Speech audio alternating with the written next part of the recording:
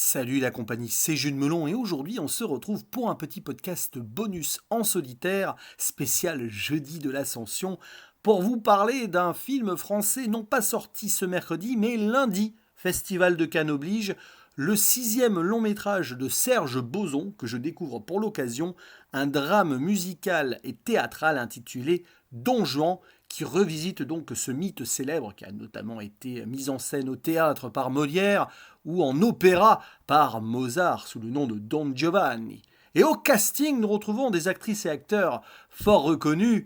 Évidemment, Virginie Efira, c'est un petit peu pour elle que je suis allé voir ce brûlot en priorité. Et à ses côtés, Tahar Rahim, qui a été fort apprécié l'an passé dans Désigné coupable ou la série Le Serpent, que je n'ai pas vu mais il y a eu de très bons retours. Citons aussi la présence assez inhabituelle au cinéma du chanteur Alain Chamfort, rappelez-vous, Manu Manu Reva, etc. Et il y a également Jenny Beff, qu'on a pu voir dans les Olympiades l'année dernière ou récemment dans En même temps du duo Kerverne de l'Épine. Et l'histoire se déroule plus ou moins de nos jours et on va suivre donc un personnage qui joue Don Juan au théâtre, prénommé Laurent, qui au début va se faire éconduire le jour de son mariage par sa future épouse qui ne vient pas, qui s'appelle Julie. Et donc, il va être très triste, ruminer cette peine et voir donc sa potentielle compagne qui n'est plus là partout, à travers toutes les femmes. Et donc, au début du film, on a un petit peu des Virginie Efira avec des perruques brunes, rousses, des lunettes, etc. Et puis après, peut-être des retrouvailles véritables, mais je n'en dis pas plus, à travers une adaptation donc de la pièce Don Juan, mise en scène d'ailleurs par le personnage joué par Jenny Beff, quelque part en Normandie, près de la mer, un théâtre ouvert, voilà, vers la nature, le ciel, et donc l'océan, enfin plutôt la mer, là, du coup. Et donc, oui, je m'évade un petit peu, telles ces images qui me reviennent en tête. Et donc, on va suivre cette histoire d'amour compliquée, des tentatives de réconciliation ou non. Est-ce que ce couple s'aime suffisamment pour renouer les liens, et est-ce que Laurent n'a pas mérité ce qu'il a reçu dès le prélude de ce brûlot, puisque Don Juan c'est un petit peu lui quelque part, mais il est Don Juan à l'envers ici, parce que c'est lui qui est abandonné. Eh oui. Bref, après ce petit synopsis un petit peu échevelé, je vais tenter de donner mon avis, et ce n'est pas évident, car je suis ressorti de cette séance quelque part mitigé, mais fasciné par ce que j'avais vu. Il y a des choses brillantes dans ce film, notamment la mise en scène, le choix des cadres, la façon dont Serge Boson a de poser la caméra et de bien calculer la position donc de ses protagonistes, avec des plans séquences qui durent, notamment sur les scènes chantées, j'y reviendrai après sur ce point. Les acteurs-actrices sont très bons. Alors Tahar Rahim, c'est assez étonnant de le retrouver dans ce registre, mais ça passe. Virginie Efira, comme d'habitude, elle est épatante, elle est plutôt bien utilisée, même si on aurait aimé en voir plus. Après, son personnage est un peu spécial, voilà, il ne faut pas qu'elle soit tout le temps là. Mais bon, elle est toujours au top. Il n'y a rien à dire, même sur des films plus ou moins réussis, elle est là. Et alors, petit coup de cœur inattendu pour Alain Chamfort, qui visiblement ici joue son premier grand rôle au cinéma et qui se débrouille très bien. On voit que c'est un artiste accompli, qu'il a pris son personnage vraiment en main. Je ne vais pas en dire plus dessus parce que c'est un homme assez énigmatique. D'ailleurs, il est crédité en tant que l'homme tranquille, pas si tranquille que ça peut-être, qui joue du piano, qui raconte quelques souvenirs de sa fille qui n'est plus là, voilà. Quel est le lien qu'il peut avoir avec nos personnages principaux, voilà. Il traverse ce film bizarrement d'ailleurs, mais il est très touchant, notamment quand il se met à chanter, oui, voilà, au piano. Et donc voilà, ça se débrouille bien. Il y a le côté méta que j'aime bien aussi avec le théâtre, et on sent que l'histoire de Don Juan est en répercussion avec le destin de Laurent. Et d'ailleurs, le film est assez perturbant là-dessus parce qu'on ne sait pas trop si on peut ou on doit prendre parti et surtout pour qui. Parce que Laurent se fait quand même bien abandonner au début, mais on le voit avant qu'il soit abandonné, il regarde une femme dans la rue, et c'est d'ailleurs pour cela que Julie, qui était en fait en retard, mais qui a décidé de faire demi-tour, a décidé de justement de ne pas se marier avec lui parce qu'elle avait ce soupçon comme quoi il avait besoin d'autres femmes dans sa vie. Est-ce que justement c'est une sorte de Don Juan en vrai, sachant que Laurent à un moment se targue de toujours vouloir jouer. Voilà, il se met dans la tête des personnages qu'il regarde, enfin des gens qui regardent et s'imaginent qu'il est leur personnage.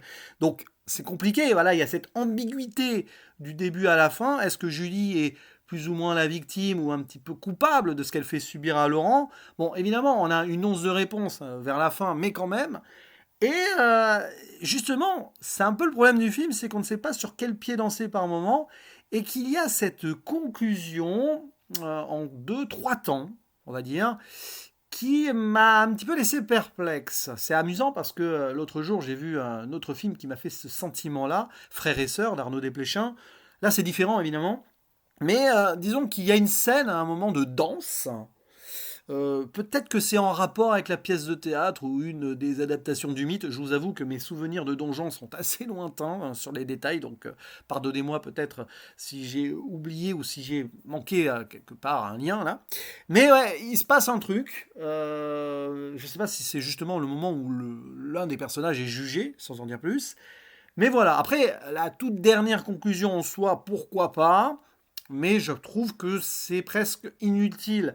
C'est quand même, voilà, comme frères et sœurs, il y a quand même, pour moi, deux petits trucs qui sont en trop ou mal finalisés, et ça m'énerve un petit peu sur ce genre de film où j'étais à fond dedans, fasciné sur certains points. Alors j'ai eu du mal à rentrer quand même dans le délire, parce que oui, c'est un drame musical, mais une fois que je suis resté pénétré par le destin des personnages et les moments vraiment presque mélancoliques qui se centrent sur les réflexions chantées ou pas d'ailleurs des personnages, ouais, il y a quelque chose. Il y a un charisme dans ce film-là.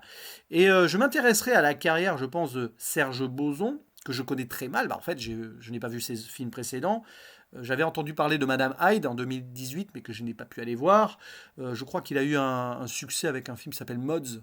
Voilà. Et d'ailleurs, bah, il a récupéré les habituels compositeurs et musiciens autour de lui, notamment celui qui a fait la musique originale, Benjamin Esdrafo. Les chansons ont été écrites par un autre compositeur, je crois, que j'ai pas le nom sous les yeux malheureusement, bah, parce que j'ai pas la fiche Wikipédia tout simplement est très incomplète.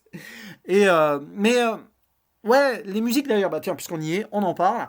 Euh, c'est, Ça fait un peu l'effet Jacques Demy, dans le sens presque parapluie de Cherbourg, mais différemment quand même. C'est pas non plus en mode ça chante pour des petits gestes du quotidien, mais il y a des moments où on se demande pourquoi ça chante. Mais pourquoi pas, c'est un parti pris. Et je trouve que certaines chansons sont très belles, très bien, notamment celle de Alain Chamfort. Il y en a une interprétée par Virginie Efira qui est très touchante, mais très étouffée par l'émotion, donc voilà, c'est compliqué. Mais grosso modo, pourquoi pas? Il n'y en a pas non plus trop, même si quand même, peut-être une ou deux qui auraient pu être, je sais pas, j'allais dire éviter, mais après c'est le choix des auteurs, hein, ils font ce qu'ils veulent, hein, j'ai envie de dire. Et ce qu'ils et elles veulent, parce qu'au scénario, on a aussi Axel Repère, qui me semble est une des collaboratrices de longue date de Serge Boson. Donc voilà, mais c'est un parti pris qui n'est pas forcément évident et qui risque clairement d'en laisser plus d'une ou plus d'un sur le carreau. Parce que oui, voilà, on est à la lisière de la réalité et de la fantaisie. On se demande si on est dans les fantasmes ou les peines ou tout simplement vraiment le terre-à-terre de l'histoire par moment. Et voilà, d'où cette fin peut-être. Au moment où ça danse, là, il y a un petit excès c'est dommage parce qu'il y avait une certaine sobriété dans cette approche-là jusqu'ici, notamment les scènes théâtrales. Et ouais. Mais bon, c'est vraiment un film qui a un soin esthétique particulier. Je parlais des cadrages, aussi de la façon de filmer, d'enfermer ou de mettre à distance les personnages. C'est très classique, mais ça fonctionne. La photographie aussi, j'ai bien aimé, hein, de Sébastien pardon, Buchmann, enfin Bushman, je ne sais pas comment on prononce du coup. J'allais le lire comme si c'était un directeur de photographie, un chef-op allemand, mais ça n'a pas l'air d'être le cas. Non, voilà, le boulot est vraiment maîtrisé de A à Z sur plein de points, si ce n'est donc sur cette écriture à certains moments, mais peut-être qu'il faut en savoir plus, tout simplement, sur l'univers de Serge Boson, et peut-être aussi plus de références au mythe donjon. Vous me le direz dans les commentaires, hein. Peut-être que j'ai loupé un petit truc là-dessus, mais c'est un film que je vous conseille, qui est un peu incomplet, qui aurait pu être beaucoup plus fascinant que cela, mais qui m'a marqué quand même pour plein de raisons. Et je ne sais pas quelle note je mettrai, mais peu importe. Ben voilà, donnez votre avis si vous avez envie de le voir, si vous l'avez vu. Et il ne me reste plus qu'à vous dire à la prochaine. Ciao.